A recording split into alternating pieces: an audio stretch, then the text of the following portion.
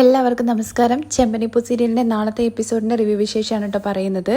സച്ചിയുടെ കാർ എടുത്തുകൊണ്ട് വരാൻ വേണ്ടി പറഞ്ഞ ആ പോലീസുകാരൻ കാറുമായിട്ട് വരുന്ന സമയത്ത് വഴിയിൽ വെച്ച് കാറിന് ബ്രേക്ക് ഇല്ല എന്നുള്ള സത്യം ആ പോലീസുകാരൻ മനസ്സിലാക്കുന്നുണ്ട്. വണ്ടി നിർത്താൻ വേണ്ടി ശ്രമിക്കുന്നതിന്റെ ഇടയ്ക്ക് അദ്ദേഹത്തിനും കൈക്ക് ചെറിയ പരിക്ക് പറ്റുന്നുണ്ട്. മെക്കാനിക് കാറെല്ലാം റിപ്പയർ ചെയ്തതിന് ശേഷമാണ് അദ്ദേഹത്തെയും കൂട്ടിയിട്ട് പോലീസ് സ്റ്റേഷനിൽ എത്തിക്കുന്നത്. വന്ന ഉടനെ തന്നെ അരുണിന്റെ അടുത്ത് കാര്യങ്ങളെല്ലാം പറയുന്നുണ്ട് കേട്ടോ. സച്ചി പറഞ്ഞത് സത്യം തന്നെയാണ്. ആ വണ്ടിയുടെ ബ്രേക്ക് വയർ ആരോ മനഃപൂർവ്വം കട്ട് ചെയ്തിട്ടതാണ്.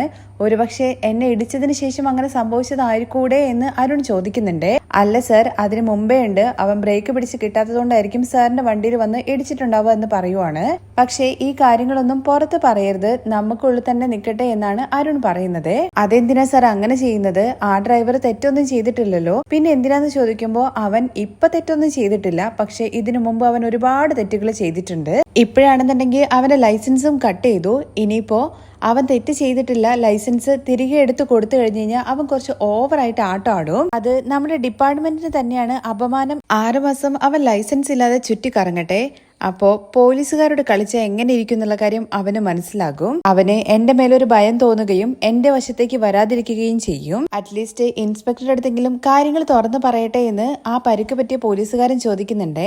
അത് വേണ്ട, അത് വലിയ പ്രശ്നമാകും, അതുകൊണ്ട് ഇത് ആരും അറിയിക്കേണ്ട എന്ന് പറയാണ്. 6 മാസം ലൈസൻസ് ഇല്ലെന്ന് വിചാരിച്ചിട്ട് ഒന്നും സംഭവിക്കാൻ വേണ്ടിയിട്ട് പോകുന്നില്ല. അങ്ങനെ മനഃപൂർവ്വം അരുൺ സച്ചിയെ കുരുക്കാൻ കിട്ടിയ ഒരു അവസരം മുതലെടുക്കുകയാണ് കേട്ടോ ചെയ്യുന്നത്. അതേസമയം മഹിമയാണെങ്കിൽ ഈ വിവരം അറിഞ്ഞിട്ട് വീട്ടിലെത്തിയിട്ടുണ്ടായിരുന്നേ. വന്ന ഉടനെ തന്നെ ചന്ദ്രയുടെ അടുത്തും അതുപോലെ തന്നെ രവിയുടെ അടുത്തും പറയുന്നത് ഇങ്ങനെയൊക്കെ സംഭവങ്ങൾ നടക്കുന്നത് ആളുകൾ അറിഞ്ഞു കഴിഞ്ഞാൽ ഞങ്ങൾക്ക് ഭയങ്കര അപമാനമുള്ള കാര്യമാണ്. മഹിമ വന്നിട്ട് വെറുതെ കിടന്ന് ഒച്ചയെടുക്കുന്നത് കേൾക്കുമ്പോൾ നമ്മുടെ വർഷയ്ക്കാണെങ്കിൽ നല്ല ദേഷ്യമൊക്കെ വരുന്നുണ്ട് കേട്ടോ.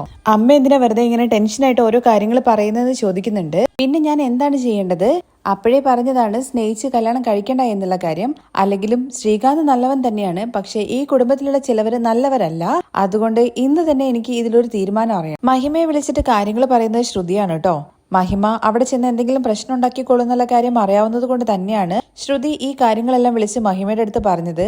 അങ്ങനെ ശ്രുതിയുടെ വാക്കം കേട്ടിട്ടാണ് മഹിമ ഇവിടെ വന്നിട്ട് തുള്ളുന്നത് കേട്ടോ. അങ്ങനെ ഇവരുടെ സംസാരത്തിന്റെ ഇടയിലാണ് സച്ചിയും അതുപോലെ തന്നെ രേവതിയും കൂടി അങ്ങോട്ടേക്ക് കയറി വരുന്നത്. സച്ചിയെ കണ്ട ഉടനെ തന്നെ ചന്ദ്രയാണെങ്കിൽ കിടന്ന് തുള്ളുവാണേ. ഇനിയും നീ എന്തോരാടാ ഞങ്ങളെ നാണം കെടുത്താൻ വേണ്ടിയിട്ട് പോകുന്നത്? ചന്ദ്ര കിടന്ന് തുള്ളുന്നതിന്റെ ഇടയ്ക്ക് സുധിയും ഒന്ന് എരിപിരി കയറ്റി കൊടുക്കാൻ വേണ്ടിയിട്ട് ചോദിക്കുന്നുണ്ട് കേട്ടോ. എന്താടാ നീ പകല് വെള്ളം അടിച്ചിട്ട് ചുറ്റിക്കറങ്ങാൻ വേണ്ടിട്ട് തുടങ്ങിയ വണ്ടിയിൽ എന്നുള്ള കാര്യം. അല്ലാതെ പിന്നെ ഇവൻ എന്ത് ചെയ്യാനാണ്? നന്നായിട്ട് കുടിക്കണം, എവിടെയെങ്കിലും പോയിട്ട് പ്രശ്നം ഉണ്ടാക്കണം, ഇത് മാത്രമല്ലേ ഇവനൊരു ചിന്തയുള്ളൂ. നീ ഒറ്റൊരുത്തം കാരനാണ് ഈ വീട്ടിലെ എപ്പോഴും പ്രശ്നം ഉണ്ടായിക്കൊണ്ടേയിരിക്കുന്നത്. നീ കാരണം ഞങ്ങളുടെ ഈ വീട്ടിലെ സമാധാനം പോയി. നിനക്ക് പറ്റിയതുപോലെ ഒരുത്തിയും വന്നിട്ടുണ്ട് ഇങ്ങോട്ട്. നീ എന്ത് തെറ്റ് ചെയ്തു കഴിഞ്ഞു കഴിഞ്ഞാലും എപ്പോ നോക്കി കഴിഞ്ഞു കഴിഞ്ഞാലും അവള് നിന്നെ തലയിൽ കയറ്റിക്കാണ്ട് കൊണ്ട് നടക്കും. ചന്ദ്രയുടെ സംസാരം കേൾക്കുമ്പോ രവി ചോദിക്കുന്നുണ്ട്, ചന്ദ്രേ നീ എന്തിനാണ് ഈ കിടന്നിട്ട് ഒച്ചയെടുക്കുന്നത്? ആദ്യം കാര്യം എന്താന്നുള്ള കാര്യം അവന്റെ അടുത്ത് ചോദിക്കുക എന്ന് പറയാണേ. അതിനിടയ്ക്ക് മഹിമയാണെങ്കിൽ നിങ്ങളുടെ വിചാരണ കേൾക്കാൻ വേണ്ടിട്ട് വന്നതല്ല ഞാന്, അത് നിങ്ങൾ പിന്നീട് ചെയ്തോളൂ. എന്റെ മുമ്പിൽ വെച്ചിട്ട് വിചാരണ നടത്തും, അത് കഴിഞ്ഞാൽ നിങ്ങൾ അതങ്ങ് വിട്ടുകളയും. മഹിമയുടെ സംസാര രീതി കേൾക്കുമ്പോൾ ശ്രീകാന്ത് പറയുന്നുണ്ട്, ആന്റി കുറച്ച് മര്യാദകളോട് സംസാരിക്കാൻ വേണ്ടിയിട്ട്. ഞാൻ എല്ലാവർക്കും മര്യാദ തന്നിട്ട് തന്നെയാണ് സംസാരിക്കുന്നത്. എനിക്ക് ഇന്നത്തോടുകൂടി ഒരു തീരുമാനം അറിയണം. എന്റെ മകള് ഇതുപോലത്തെ ഒരു വീട്ടിൽ കഴിയേണ്ട ഒരാവശ്യമില്ല. നിങ്ങളുടെ മകൻ ഇനി എവിടെയെങ്കിലുമൊക്കെ പോയിട്ട് പ്രശ്നങ്ങളൊക്കെ ഉണ്ടാക്കും, അത് ടിവിയിലും ന്യൂസിലൊക്കെ വരും, അത് ഞങ്ങൾക്ക് അപമാനമാണ്. ഇത് കേട്ട രേവതിയാണെന്നുണ്ടെങ്കിൽ മഹിമയോട് ചോദിക്കുന്നുണ്ട്, ആന്റി എന്ത് വാർത്താൻ ഈ പറയുന്നത്? എന്താ സംഭവിച്ചെന്നുള്ള കാര്യം അറിയാതെ ആന്റിയുടെ ഇഷ്ടത്തിന് ഓരോന്ന് പറയുകയാണോന്ന് ചോദിക്കുമ്പോൾ നീ എന്താടി മഹിമയുടെ അടുത്ത് ഒച്ചെടുത്ത് സംസാരിക്കുകയാണെന്ന് ചന്ദ്ര. പിന്നെ അല്ലാതെ സച്ചേട്ടനെ കുറിച്ചിട്ട് അനാവശ്യം പറയുന്നത് കേട്ടിട്ട് ഞാൻ നോക്കി നിൽക്കണോ? അച്ഛ എന്നോട് ക്ഷമിക്കണം, ഞങ്ങൾ തന്നെ ഒരുപാട് പ്രശ്നങ്ങളിലാണ് ഉള്ളത്. ചെയ്യാത്ത തെറ്റിനാണ് സച്ചേട്ടൻ ഇപ്പൊ ശിക്ഷ അനുഭവിച്ചുകൊണ്ടിരിക്കുന്നത്. ഇവര് സച്ചേട്ടനെ കുറിച്ച് അനാവശ്യമായിട്ട് ഇങ്ങനെയൊക്കെ പറയുന്നത്. ഇത് നോക്ക് വർഷേ, നിന്റെ അമ്മയെ കുറിച്ചിട്ട് ഇങ്ങനെ പറഞ്ഞതിൽ നീ തെറ്റിദ്ധരിക്കരുത്. പിന്നെ ഒരു തെറ്റും ചെയ്യാതെയാണോ ഇവന്റെ വണ്ടിയും അതുപോലെ തന്നെ ഇവനെയും പോലീസുകാർ തൂക്കിയെടുത്തോണ്ട് പോയത്? സുധി ചോദിക്കുന്നുണ്ട് കേട്ടോ. ചുമ്മാ നടന്നത് എന്താന്നുള്ള കാര്യം അറിയാതെ നിങ്ങൾ സംസാരിക്കാൻ വേണ്ടി നിൽക്കണ്ട. സുധിയേട്ടാ, ആദ്യം സംഭവിച്ചത് എന്താന്നുള്ള കാര്യം സച്ചേട്ടൻ പറയട്ടെ എന്ന് പറയുകയാണേ. രേവതി ചേച്ചി കാര്യം എന്താന്നുള്ള കാര്യം ചോദിക്കുന്നുണ്ട് കേട്ടോ ശ്രീകാന്ത്.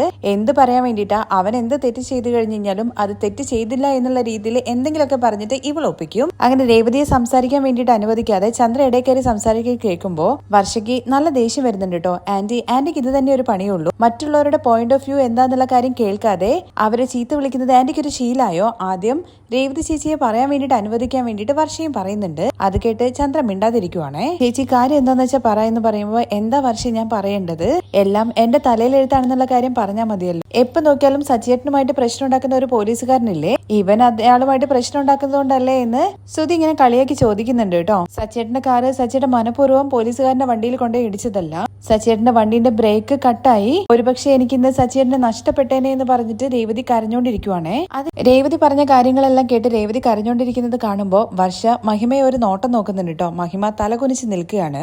രേവതി ചേച്ചി എന്താ പറയുന്നത്? ബ്രേക്ക് ഉണ്ടായിരുന്നില്ല എന്നോ? അതെ ശ്രീകാന്ത്, സച്ചിയേട്ടന്റെ കാറ് ബ്രേക്ക് ചവിട്ടിയിട്ട് കിട്ടുന്നില്ലായിരുന്നു. വണ്ടി അവിടെയുള്ള ആൾക്കാരുടെയും അതുപോലെ മറ്റു വണ്ടിയിലും ചെന്ന് ഇടിക്കരുതെന്ന് വിചാരിച്ച് സച്ചിയേട്ടൻ വണ്ടി തിരിച്ചതാണ്. അത് പോയിട്ട് ആ പോലീസുകാരന്റെ വണ്ടിയിൽ തട്ടി. എന്നാ നടന്ന കാര്യങ്ങളൊന്നും അയാളെ ചോദ്യം ചെയ്യാതെ അയാൾക്ക് സച്ചിയേട്ടനോടുള്ള ദേഷ്യം തീർക്കാൻ വേണ്ടിയിട്ട് ഇത് വലിയ പ്രശ്നമാക്കി. അല്ലാതെ സച്ചേട്ടൻ ഒരു തെറ്റും ചെയ്തിട്ടില്ല. സച്ചേട്ടൻ കാരണം ഈ കുടുംബത്തിന് ഒരു അപമാനവും വരില്ല. അത് മാത്രമല്ല കേട്ടോ രേവതി പറയുന്നത്. പക്ഷേ ഞാൻ പറയുന്നത് നീ തെറ്റായിട്ട് എടുക്കരുത്. ഇവിടെ എന്തെങ്കിലും ഒരു ചെറിയ പ്രശ്നം വരുമ്പോഴേക്കും നിന്റെ അമ്മയാണെങ്കിൽ ഇവിടെ വന്നിട്ട് ഒരു കുത്തിതിരിപ്പ് ഉണ്ടാക്കിയിട്ട് നിന്നെയും അതുപോലെ ശ്രീകാന്തിനെയും തനിയെ കൂട്ടിക്കൊണ്ടുപോകാൻ വേണ്ടിയിട്ടാണ് പ്രശ്നങ്ങൾ ഉണ്ടാക്കാൻ വേണ്ടിയിട്ട് ഇങ്ങോട്ടേക്ക് വരുന്നതെന്ന് പറയുവാണ് കേട്ടോ. കേട്ടില്ല പക്ഷേ ഇവള് പറയുന്നത്. അല്ലെങ്കിലും എനിക്ക് എന്തിനാണ് നിന്നെയും അതുപോലെ ശ്രീകാന്തിനെയും ഇവിടെ തനിയെ കൂട്ടിക്കൊണ്ടുപോകാൻ വേണ്ടിയിട്ട് അത്ര വലിയ ആഗ്രഹമാണെന്ന് വിചാരിച്ചത്? ഈ വീട്ടിൽ എപ്പോഴും എന്തെങ്കിലും ഓരോ പ്രശ്നങ്ങൾ ഉണ്ടായിക്കൊണ്ടേയിരിക്കും.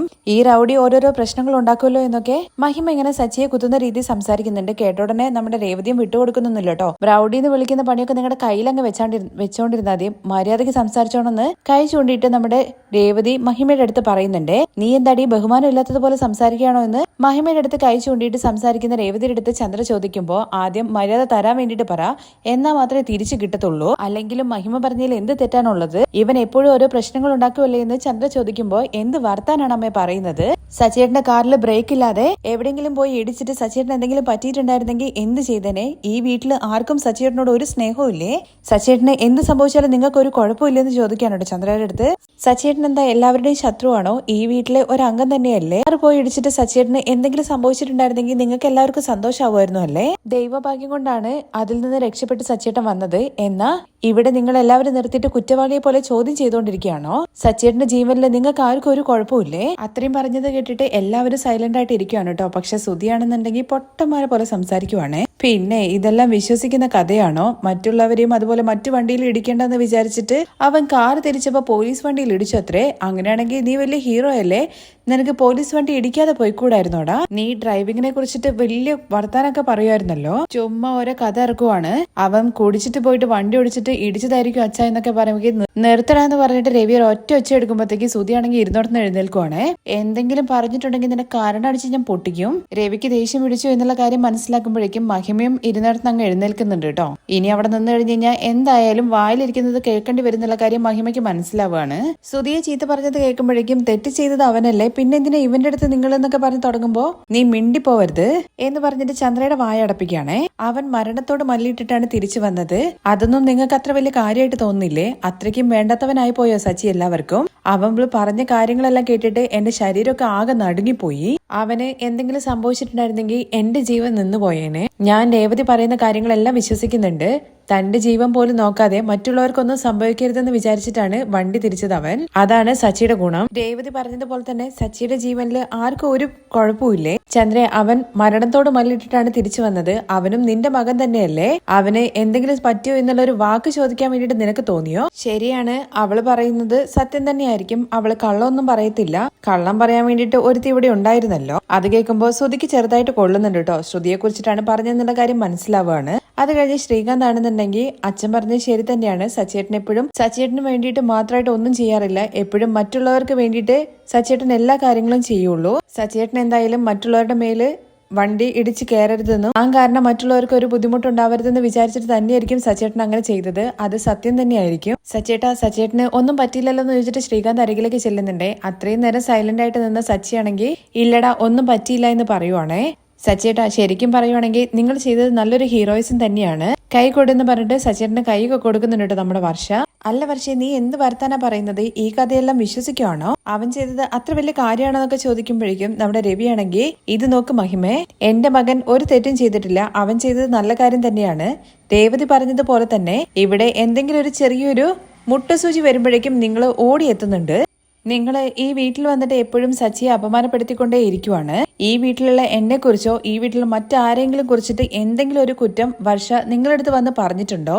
ഉണ്ടാവില്ല എന്നുള്ള കാര്യം എനിക്ക് നന്നായിട്ട് അറിയാം. കാരണം അവള് ഈ വീട്ടിലേക്ക് കയറി വന്ന നല്ല മരുമകളാണ്. അവള് ഇവിടെ നല്ല രീതിയിലാണ് ജീവിക്കുന്നത്, സന്തോഷമായിട്ടാണ് ഇരിക്കുന്നത്. എന്നാൽ നിങ്ങളാണെങ്കിൽ തൊട്ടത്തിനെല്ലാം ഓരോരോ കുറ്റങ്ങൾ പറഞ്ഞുകൊണ്ടേ ഇരിക്കുകയാണ്.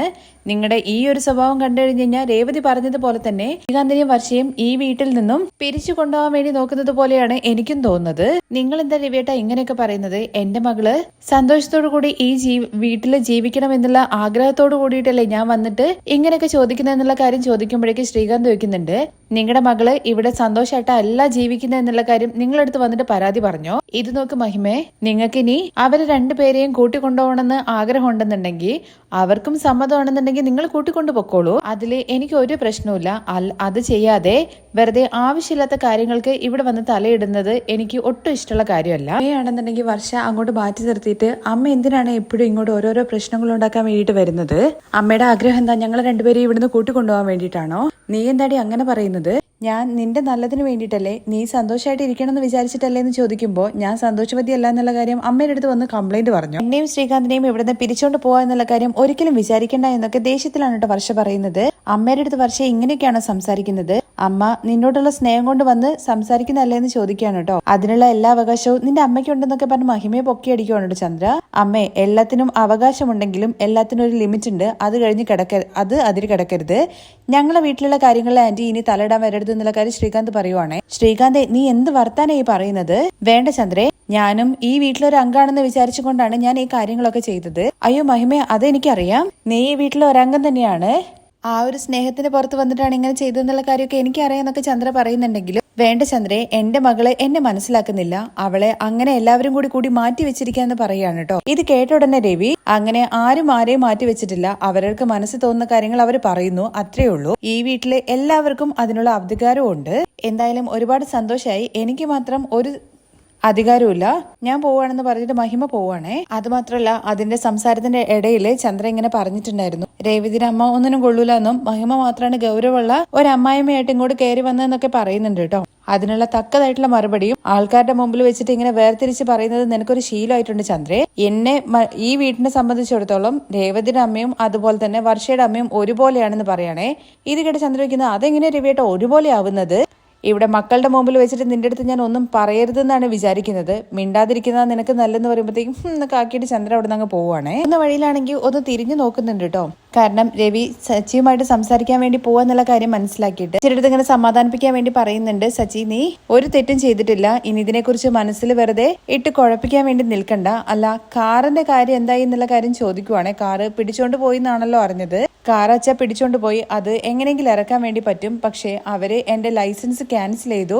ഇനി കുറച്ച് മാസത്തേക്ക് എനിക്ക് വണ്ടി ഓടിക്കാൻ വേണ്ടി പറ്റില്ല. എന്റെ ജീവിതമാർഗം തന്നെ അച്ഛ അതല്ല എന്ന് ചോദിക്കുമ്പോഴേക്കും ഇത് കേട്ട് നിൽക്കുന്ന ചന്ദ്രയാണെങ്കിൽ കുറച്ച് ദൂരത്തുനിന്ന് ഇങ്ങനെ പറയുന്നുണ്ട്, ഓ അപ്പോ നിന്റെ ഈ ജോലിയും പോയല്ലേ? അത് കേട്ട് ചന്ദ്രയെ നമ്മുടെ രവി ഒരു നോട്ടം നോക്കുന്നുണ്ട്. ഉടനെ തന്നെ ചന്ദ്ര മുറിയിലേക്ക് അങ്ങ് കയറി പോവാണ്. സച്ചി, നിന്റെ മേല് തെറ്റൊന്നുമില്ലല്ലോ. ഞാൻ എന്തായാലും സ്റ്റേഷനിൽ വന്ന് സംസാരിക്കാന്ന് രവി. വേണ്ട അച്ഛാ, സ്റ്റേഷനിൽ എന്ത് പോയി പറഞ്ഞിട്ടും കാര്യമില്ല. അവര് പറഞ്ഞിട്ടൊന്നും കേൾക്കുന്നില്ല. എനിക്കറിയുന്ന ഒരു ഇൻസ്പെക്ടർ ഉണ്ട്, ഞാൻ അദ്ദേഹവുമായിട്ട് സംസാരിക്കാന്ന് രേവതി. ശരി, അവരുമായിട്ട് സംസാരിച്ചിട്ട് അവരെന്താ പറയുന്നെന്നുള്ള കാര്യം എന്റെ അടുത്ത് പറയാൻ വേണ്ടിയിട്ട് രവിയും പറയാണ്. ശരി അച്ഛാ, ഞങ്ങള് എന്തായാലും ലൈസൻസ് എങ്ങനെ തിരികെ കിട്ടുമെന്നുള്ള കാര്യം നോക്കാം എന്ന് സച്ചി പറയാണ്. ഇത് കേട്ട രവിയാണെങ്കിൽ ശരി, ഒന്നുകൊണ്ടും വിഷമിക്കണ്ടടാ എന്നൊക്കെ പറഞ്ഞ് ആശ്വസിപ്പിച്ചിട്ടാണ് കേട്ടോ രവി അവിടെ നിന്ന് പോകുന്നത്. വർഷ അരികിലേക്ക് വന്നിട്ട് അമ്മ വന്ന് പറഞ്ഞതിനൊക്കെ സോറി ചോദിക്കുന്നുണ്ട്. അതൊന്നും കുഴപ്പമില്ല വർഷേ, എന്തായാലും നിങ്ങൾ ഞങ്ങളെ മനസ്സിലാക്കിയല്ലോ, അത് മതി എന്ന് പറയുവാണ്. അത് കഴിഞ്ഞ് കാണിക്കുന്നത് ആന്റണിയുടെ ഓഫീസിലാണ് കേട്ടോ. എന്തായാലും ഇവര് വിചാരിച്ചതുപോലെ നടന്നിട്ടില്ല എന്നുണ്ടെങ്കിൽ പോലും സച്ചി ജയിലിൽ കിടക്കാനുള്ള വക ഉണ്ട് എന്നുള്ള കാര്യം മനസ്സിലാക്കുവാണ്. പക്ഷേ കാറിന്റെ ബ്രേക്ക് ലൈൻ വെട്ടിയിട്ടാണ് ആ വണ്ടിയിൽ ചെന്ന് ഇടിച്ചതെന്നുള്ള കാര്യം അറിഞ്ഞു കഴിഞ്ഞു കഴിഞ്ഞാൽ പിന്നെ സച്ചിയെ വെറുതെ വിടല്ലോ എന്നുള്ളൊരു ഭയമൊക്കെ ഉണ്ട് കേട്ടോ. എന്തായാലും കുറച്ചു കാലം അവൻ ലൈസൻസ് ഇല്ലാതെ നടക്കട്ടെ. ലൈസൻസ് എന്തായാലും കട്ട് ചെയ്തു എന്നുള്ള വിവരമൊക്കെ ഇവർ അറിഞ്ഞിട്ടുണ്ട് കേട്ടോ. അങ്ങനെ ഇവര് സംസാരിക്കുന്നതിന്റെ ഇടയ്ക്കാണ് നമ്മുടെ ആന്റണിയുടെ കൂടെ പണ്ട് ജോലി ചെയ്യുന്ന ഒരുത്തം വരുന്നത്. ആന്റണി ജയിലിലൊക്കെ പോയിട്ട് വന്നപ്പോഴേക്കും അവന്റെ വേറെ പണികളൊക്കെ ആയിട്ട് ഇങ്ങനെ നടക്കുവാണ്. വരുന്ന സമയത്ത് നീ എവിടെയായിരുന്നു ഇത്ര നാളെന്ന് ചോദിക്കുവാണ്. ചേട്ടൻ ജയിലിലായിരുന്ന സമയത്ത് ഞങ്ങൾക്കും ജീവിക്കാൻ വേണ്ടിയിട്ട് പൈസ വേണ്ടേ, അതിനു വേണ്ടിയിട്ട് നമ്മുടെ സ്വന്തം തൊഴിൽ ചെയ്തു എന്നുള്ള കാര്യം പറഞ്ഞുകൊണ്ട് പോക്കറ്റിൽ നിന്നും ഒരു മാല എടുത്തിട്ട് കൊടുക്കുവാണ്. ഒരു സേട്ടിന്റെ കയ്യിൽ നിന്നും മോഷ്ടിച്ച മാലയാണെന്ന് പറഞ്ഞിട്ട് ആ മാല എങ്ങനെയെങ്കിലും വിറ്റ് തരണം, എന്നിട്ട് അതിൽ നിന്നൊരു കമ്മീഷൻ തരണം എന്നൊക്കെയാണ് അവൻ പറയുന്നത്. നീ മോഷ്ടിച്ച മാല ഞാൻ വിറ്റ് തരണോ അല്ലേടാ? ശരി, എന്തായാലും ഞാൻ നോക്കട്ടെ ആരെങ്കിലും ഇതിൽ പെടുത്താൻ വേണ്ടി പറ്റുമോ എന്നുള്ള കാര്യം ആന്റണി പറയുന്നുണ്ട്. അങ്ങനെയാണെങ്കിൽ പണം റെഡിയാവുന്ന സമയത്ത് വിളിച്ചാൽ മതി എന്ന് പറഞ്ഞിട്ട് അവൻ അവിടുന്ന് പോവുകയാണ്. ഇതിപ്പോ അവന്റെ ഷെയർ അവന് കിട്ടിയാൽ മതി, ബാക്കി ആന്റണി എടുത്തോ എന്നുള്ള മട്ടിലാണ് കേട്ടോ സംസാരിക്കുന്നത്. അവൻ പോയി കഴിഞ്ഞതിന് ശേഷം ഇതിപ്പോ ആർക്കാണ് വിൽക്കാൻ വേണ്ടി പോകുന്നതെന്ന് ആന്റണിയുടെ കൂടെയുള്ള ആള് ചോദിക്കുന്നുണ്ട്. അതിന് നമ്മുടെ കയ്യിൽ ഒരു ആടുണ്ടല്ലോ, എന്ത് പറഞ്ഞു കഴിഞ്ഞാലും അതുപോലെ ചെയ്യുന്ന ആള്. മനസ്സിലായി ശ്രുതിയെ കുറിച്ചിട്ടല്ലേ പറയുന്നതെന്ന് ചോദിക്കുമ്പോ അതെ, അവൾ തന്നെയാണ് ഇതിന് പറ്റിയ ആള്. അവളെടുത്ത് എന്തെങ്കിലുമൊക്കെ പറഞ്ഞിട്ട് അവളെ കൊണ്ട് ഇത് മേടിപ്പിക്കണം. എന്തായാലും പെണ്ണല്ലേ, സ്വർണം കണ്ടു കഴിഞ്ഞു കഴിഞ്ഞാൽ അതിനകത്ത് വീഴാതിരിക്കില്ല. ഇത് എങ്ങനെയും അവളെ കൊണ്ട് മേടിപ്പിക്കുന്നത് നോക്കിക്കോ എന്ന് പറഞ്ഞു നിൽക്കുന്ന ആന്റണിയെ കാണിച്ചുകൊണ്ടാണ് കേട്ടോ നാളത്തെ എപ്പിസോഡിന്റെ റിവ്യൂ അവസാനിക്കുന്നത്. ബാക്കി വിശേഷങ്ങൾ കേൾക്കാൻ വേണ്ടിയിട്ട് താല്പര്യം ഉണ്ടെന്നുണ്ടെങ്കിൽ നെക്സ്റ്റ് എപ്പിസോഡിൽ കമന്റ് ചെയ്യണേ. ആന്റണി സച്ചിക്ക് പണി കൊടുക്കാൻ വേണ്ടിയിട്ട് ശ്രുതിയെ കൂട്ടുപിടിച്ചു. ഇനിയിപ്പം സച്ചിക്കിട്ട് പണി കൊടുത്ത ശ്രുതിക്ക് തന്നെ അടുത്ത പണി കിട്ടാൻ വേണ്ടിയിട്ട് പോവാണ് കേട്ടോ.